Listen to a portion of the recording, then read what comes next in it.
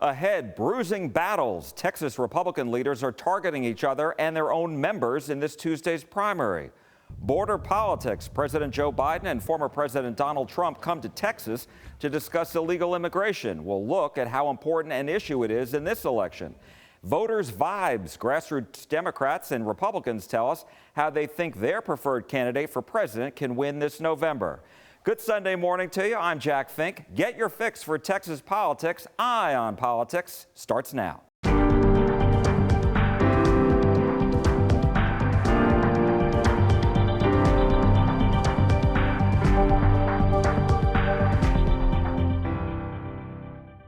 Hello and welcome to Eye on Politics. Hope you're having a great weekend. We are just 2 days away from Super Tuesday, the Texas primary, when people in our state and in 15 other states head to the polls to cast their ballots in the presidential primaries.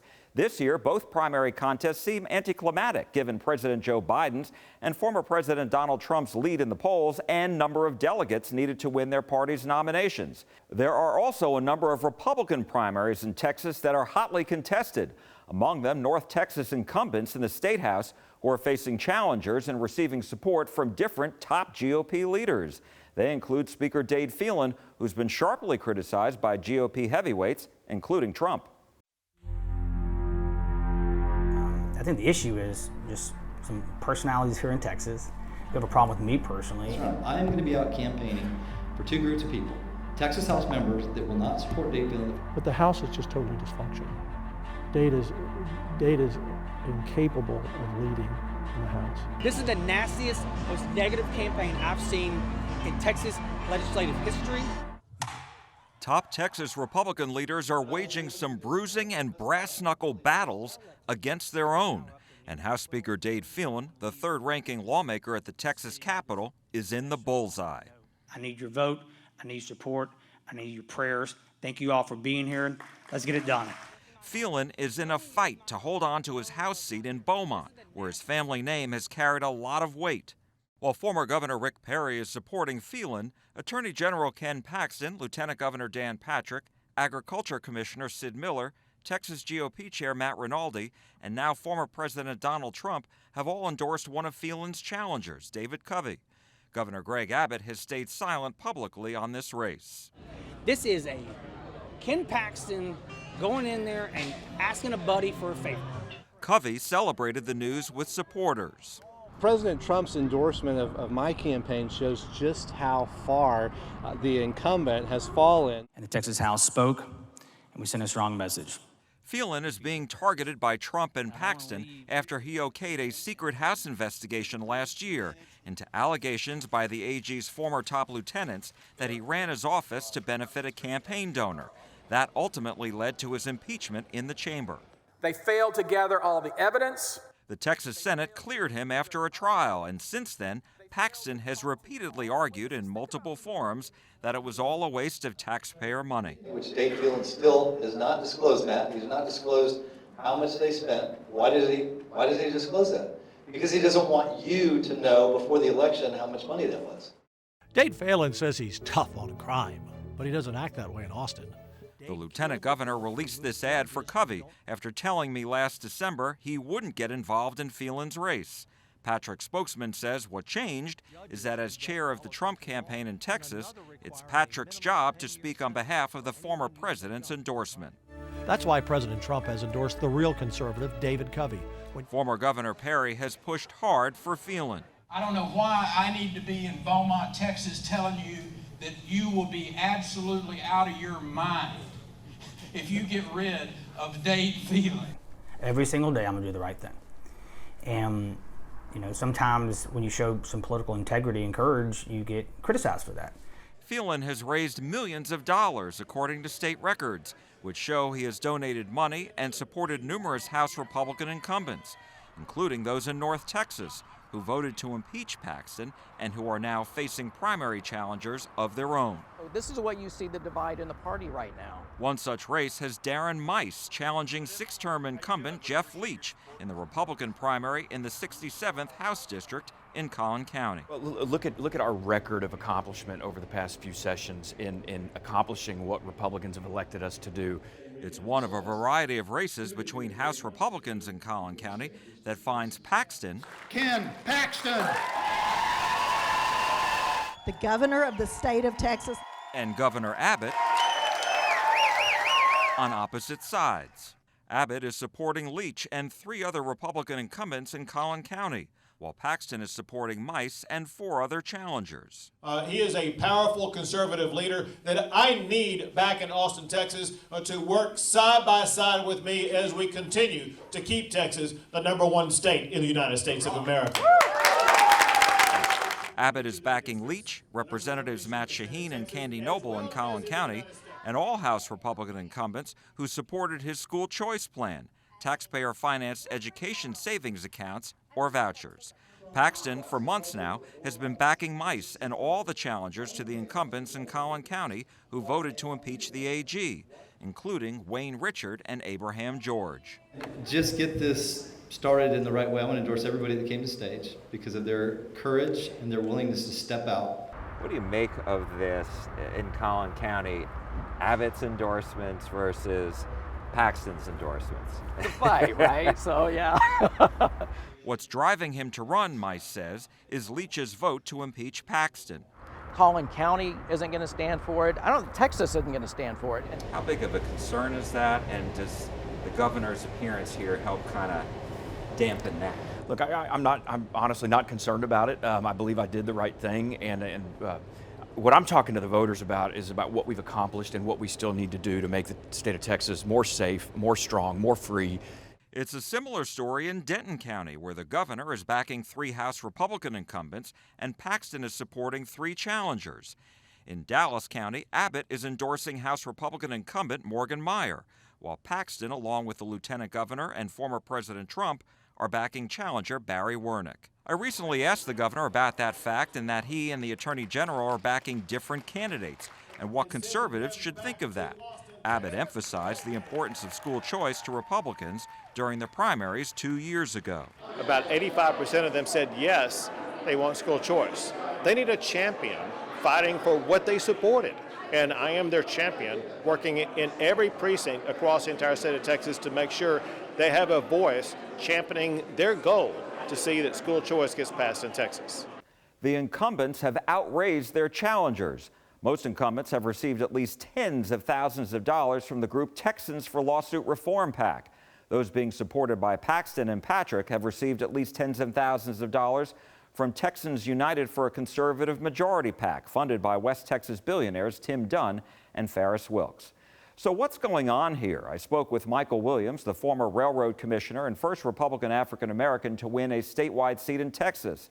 He also served as Texas Education Agency Commissioner under former Governor Rick Perry. What's going on is we've had so much success over the last 3 decades that there's nobody to fight with other than ourselves, and so we're fighting with ourselves. We've had control of both chambers in the Texas legislature for the better part of the last 2 decades and the governor's mansion, and we haven't lost a statewide race of any of the 29 in 30 years. And so I don't think many people believe that we're going to lose against Democrats anytime soon.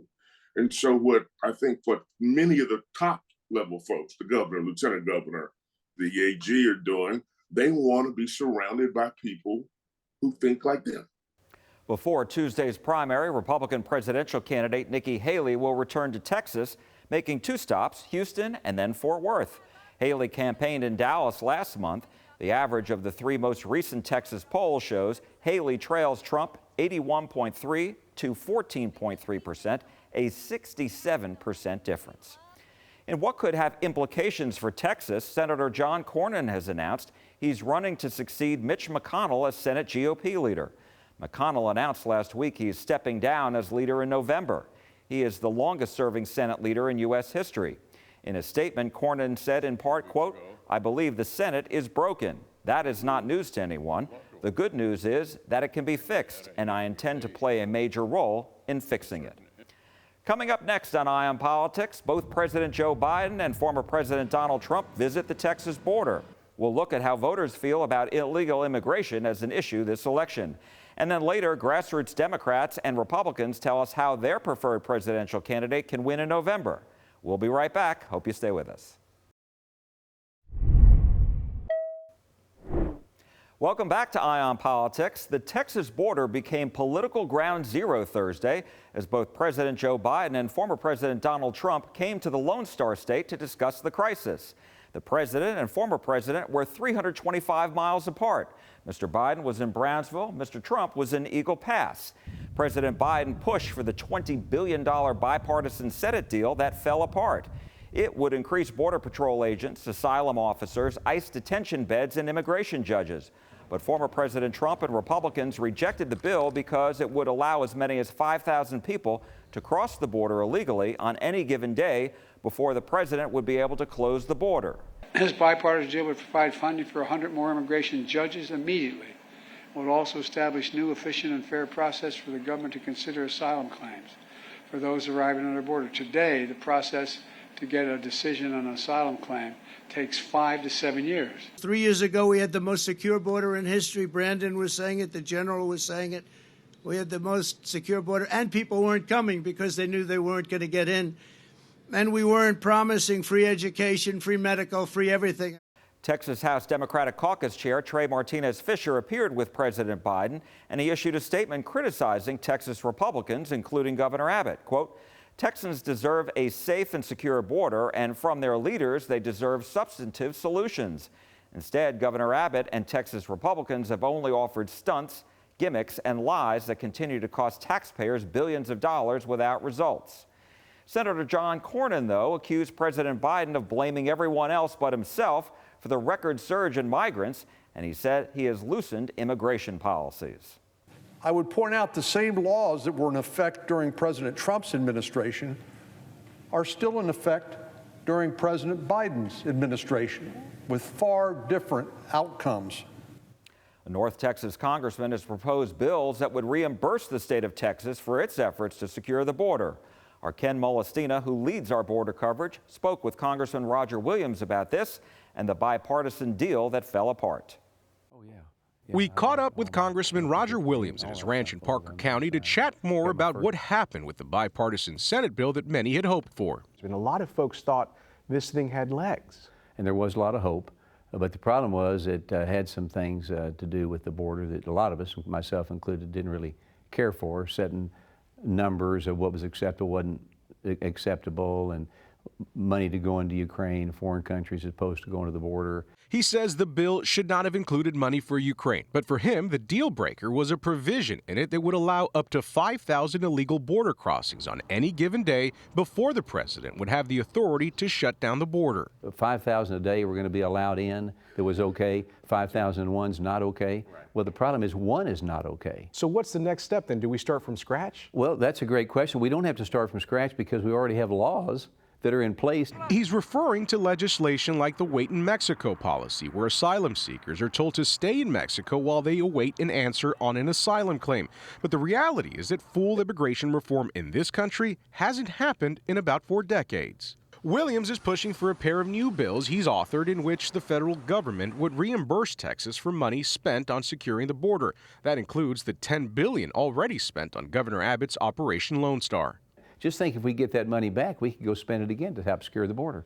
While the future of that legislation is uncertain, right now Williams assures illegal immigration is no longer just a Texas problem. I'm Ken Molestina, CBS News Texas.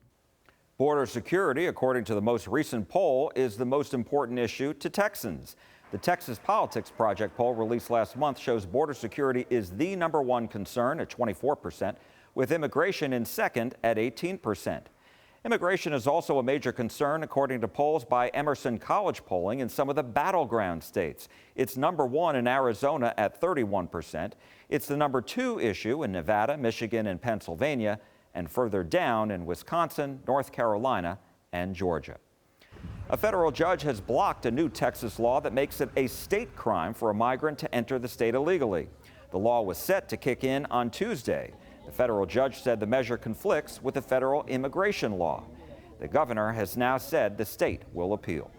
Coming up next, we speak with grassroots Texans, both Democrats and Republicans, about how their preferred presidential candidates can win in November. Eye on Politics. We'll be right back. Hope you stay with us. Tuesday is primary election day in Texas, but it also marks the first step in the state's party convention process. Voters cast ballots during the primary, but what those votes really do is determine how many delegates will represent each candidate at the party conventions. At the conventions, delegates cast their vote for a candidate based on the preferences of the voters. First, there are precinct conventions, followed by county conventions, then the state conventions, and finally, the national conventions in July and August. There are a total of 2,429 Republican delegates in the country. To win the Republican nomination for president, it takes at least 1,215 delegates. There are 4,672 Democratic delegates total. To win the Democratic nomination for president, it takes 1,968 delegates.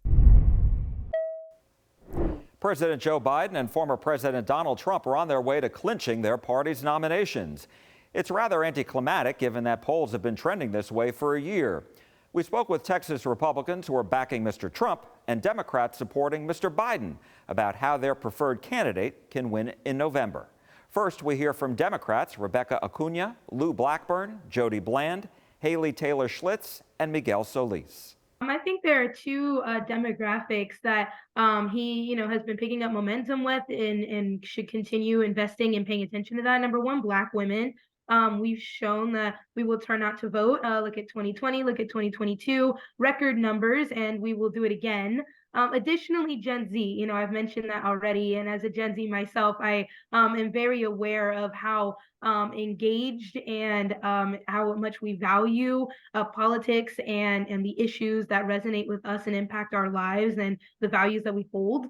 For President Biden to win in November, it's imperative that Democrats nominate strong candidates up and down the ballot this Tuesday. By doing so, we're well positioned to not follow the mistaken laid path that the Republicans put forward in 2022. We saw what happened when they nominated different types of candidates in different races that aren't the strongest. And so I think by having that sort of grassroots momentum at the local races, President Biden's going to benefit substantially. Joe Biden has been underestimated his entire life.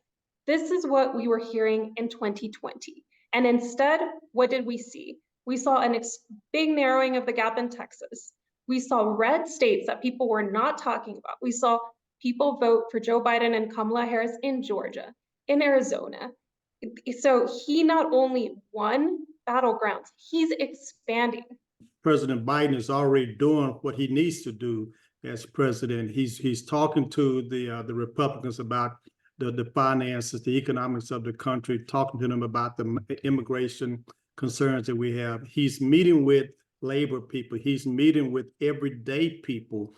And I think a lot of Democrats see that Joe Biden is our ticket back to the White House. Right now, it may be cute to think, well, what could we do if it's not Joe Biden? Would it be interesting to have a Donald Trump back on the... But when those things start to stack up, including possible felonies, the average voter, including the voter who hadn't made a decision just yet, I think they're going to land on the side of reason, the side of logic, most importantly, the side of a president who for 4 years has been delivering for the American people. And now we hear from Republicans, Kathy Adams, Jonathan Booz, Sanjay Narayan, and Eugene Ralph. The basics of making sure that we turn out Republican voters, so making sure they do take advantage of early voting and vote by mail. And then I think maybe the other big thing is really making sure that Republicans and Donald Trump, that we stay on message. And if Donald Trump and us as a Republican Party, if we can focus on the issues and the job that is currently being done or not being done by the current president, I think the voters will have a clear choice in November, and they'll pick the better option. It is Bidenflation. And the more you talk to people about those kind of bread and butter issues that are hitting them every time they have to go to the grocery store, it means something. And I'm going to keep talking to people about those issues. The economy is in dire straits, and Donald Trump knows how to fix it. It's going to be cutting through the noise and helping people who are not directly affected by the economy and what's happening to understand that that is what has to be dealt with, and has to be dealt with forthrightly. I think he's going to have a campaign that's going to be a messaging campaign that's actually going to have to speak to those things in a clear, very clear way. I'm sure the media, not you, Jack, but other places, will seek to censor positive news about the Trump campaign or negative news about his opponent, just like Twitter did in the prior term. But that's all going to be noise. Those are constant struggles. We need to get out and make sure our voices are heard, because polls are just polls, but the actual vote on election day and during your early voting and your mail period, we have to take advantage of every available opportunity because we know our opponents are doing it. And don't forget to watch the election results come in with us this Tuesday night, starting at 7 o'clock on CBS News Texas on Channel 21 and streaming all evening, and on Channel 11 for a full wrap-up at 10 o'clock. And that's all for Eye on Politics this week. Thank you so much for watching, and I hope to see you again next week. I'm Jack Fink, and I am listening, and we are listening at CBS News Texas. And from all of us here, have a great rest of your weekend.